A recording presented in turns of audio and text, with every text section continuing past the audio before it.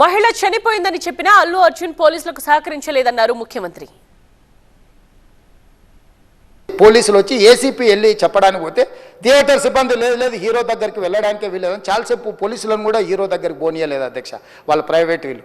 చివరికి ఏసీపీ కోపం వచ్చేసి మిమ్మల్ని అందరిని తీసి లోపల వేయాల్సి వస్తుందని చెప్పిపోయి హీరోకు ఏసీపీ క్లియర్గా ఇద్దరు చనిపోయినరు, మీరు ఇక్కడ కూర్చుంటే థియేటర్లోనగా థియేటర్ బయట ఉన్న వేలాది మంది ఈ సినీ అభిమానులను మేము కంట్రోల్ చేయలేకపోతున్నాం, ల్యాండ్ ఆర్డరు శాంతి భద్రతలు చేయి దాటిపోయినాయి, మేము లాఠీ చార్జ్ చేయాల్సిన పరిస్థితి ఉంది, మీరు దయచేసి వెళ్ళిపోండి, వచ్చిండ్రు చూసిన కదా వెళ్ళిపోండి అంటే లేదు నేను సినిమా అయిపోయే వరకు ఇట్లే కూర్చుంటానని పోలీసులతో చెప్పిండని సిటీ కమిషనర్ నాకు చెప్పడం జరిగింది అధ్యక్ష.